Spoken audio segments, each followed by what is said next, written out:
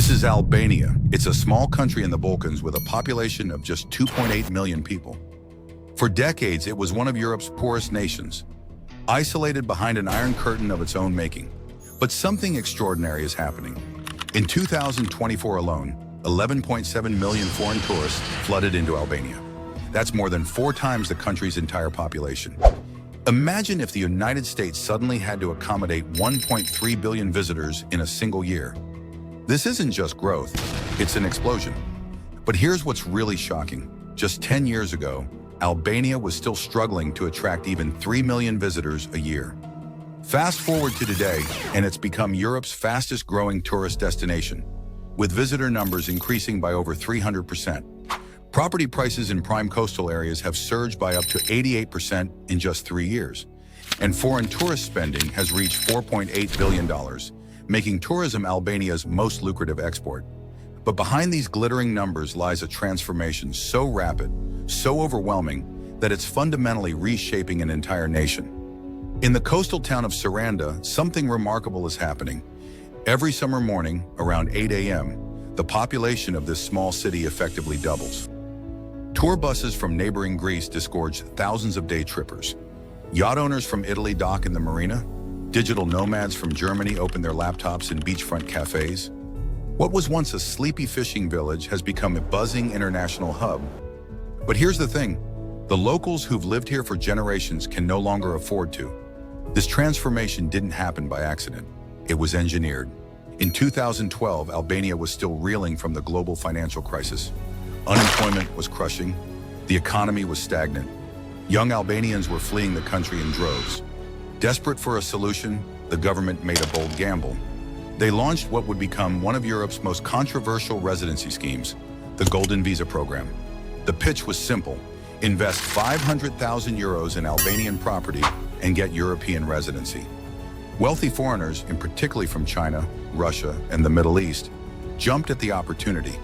Within a decade, over 7 billion euros poured into the country through this scheme alone. But this was just the beginning. As word spread about Albania's pristine beaches, dramatic mountains, and ridiculously low prices compared to Greece and Croatia, something unexpected happened. Albania became cool. Travel influencers started posting about the Albanian Riviera, calling it the Mediterranean's last hidden gem. Budget airlines launched direct routes from major European cities, and suddenly everyone wanted a piece of this undiscovered paradise. The numbers tell an astonishing story. Tourism now accounts for 26% of Albania's entire GDP. That's higher than Thailand, higher than Turkey, even higher than Greece in some coastal areas. But this rapid growth has created a paradox that's tearing the country apart. Take the village of Ksemil. Once home to just 3,000 residents, today, during peak summer, it hosts 5 times that number. The strain on infrastructure is catastrophic. Water shortages are common, electricity blackouts plague the islands, and the single coastal highway becomes a 50-kilometer parking lot. But infrastructure isn't even the biggest problem. That honor goes to housing. In Tirana, Albania's capital, apartment prices jumped 56% in just 6 months. The average Albanian, earning around 500 euros a month, now needs to save every single penny for 20 years just to afford a small apartment. Young professionals are trapped living with their parents well into their 30s. And in tourist hotspots like Himara and Palasa, locals are being evicted from homes their families have lived in for centuries, as landlords realize they can make more in 2 months of tourist rentals than in a whole year from locals. The irony is staggering. Albania has one of the highest rates of empty homes in Europe. 3.8 million properties sit vacant. That's 14% of all housing stock. Yet there's a housing crisis so severe that over half of young adults still live with their parents. How is this possible? The answer reveals the dark side of Albania's tourism miracle. During the boom years of the early 2000s, developers built frantically. They threw up apartments and villas wherever they could find cheap land, often in remote areas with no infrastructure, no roads, no utilities, no services. When the financial crisis hit, these properties became worthless. Ghost towns scattered across the Albanian landscape. Today, Albania finds itself in an impossible situation. It needs tourism to survive. 1 in 5 jobs depends on it. It's the only thing keeping the economy afloat. But that same tourism is making life impossible for ordinary Albanians. The government knows this.